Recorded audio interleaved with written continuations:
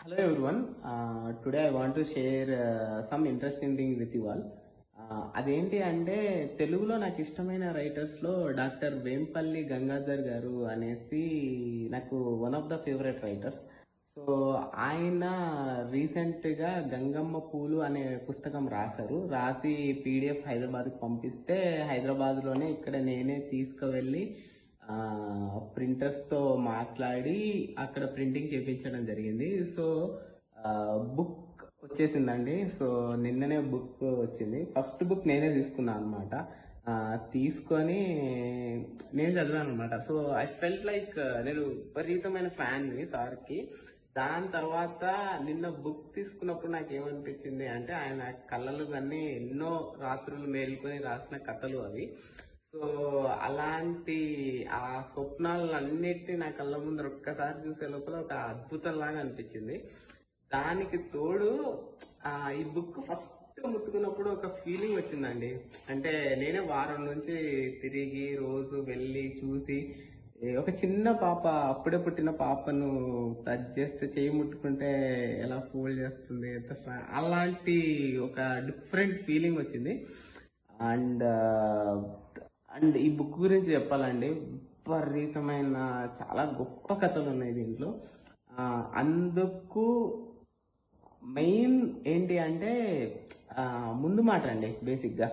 So నేను చాలా బుక్స్లో చదువుతుంటాను కానీ అంత సరే ఏముందులే అని ముందుకు వెళ్ళిపోతాను. కానీ కొన్ని బుక్స్లో మాత్రం ఇప్పుడు మహాప్రస్థానంలో శ్రీశ్రీ గారు రాసిన మహాప్రస్థానంలో తెలంగాణ రాస్తారండి. ఎంత గొప్పగా రాస్తారు అంటే శ్రీశ్రీ గారు రాసింది లావా లాగా అగ్ని పర్వతం అక్కడ జరుగుతుంది అన్నప్పుడు ఇక్కడ నుంచి తెలంగాణ దాన్ని అగ్నిని అభిషేకిస్తే ఎలా మొదలు పెడతారో సో ఇక్కడ నుంచి మొదలు పెడతారు అనమాట, ఆ పీక్ నుంచి. సో అక్కడ నుంచి మీరు వెళ్తూ ఉంటారు. ద సేమ్ ఫీలింగ్ నాకు దీంట్లో వీరభద్రుడు గారు రాశారండి. నాకు ఒక పాయింట్లో అసలు ఏడుపు వచ్చేసింది. అసలుకి అంత సెన్సిటివ్గా వేంపల్లి గారి రైటింగ్ గురించి, ఆయన రీసెర్చ్ గురించి ఆయన రాశారు అనమాట. ఎంత మంది లైఫ్ని సేవ్ చేసింది ఆయన రీసెర్చ్ మెటీరియల్ అనేసి. దానికి తోడు అంత పీక్లో నుంచి స్టార్ట్ చేసి నెక్స్ట్ కథల దగ్గరికి పోతే అద్భుతం అండి.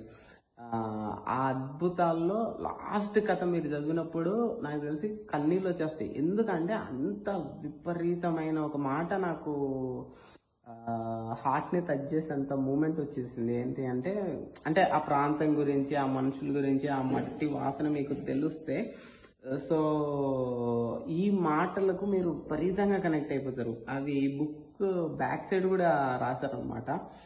ఇన్నేళ్లు ఎండిన ఏరు ఇన్నాళ్లకు నిండుగా పారుతుందని ఉరకలెత్తుతూ వస్తుండే గంగమ్మకు అఖండ దీపంతో సహా పూలు సమర్పించడానికి ఊర్లో వాళ్ళందరూ పోతుండారు.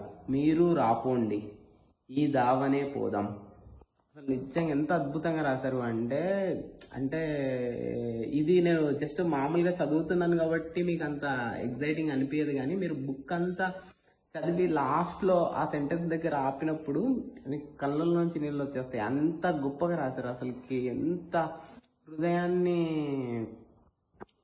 అంటే మోస్ట్ సెన్సిటివ్ అండి. నేను అసలుకి అంత ఆ కథల్లో విపరీతమైన ఆ మనుషులు నా ముందరే జరిగి వాళ్ళకు ఆ కష్టాలు కానీ వాళ్ళు ఎవ్రీథింగ్ లైక్ వాళ్ళ లైఫ్ని ఆయన చూపించేశారు ఆ కథల్లో. నా కళ్ళ ముందరే కనపడ్డాయి మొత్తం అందరి జీవితాలు ఒక్కసారిగా.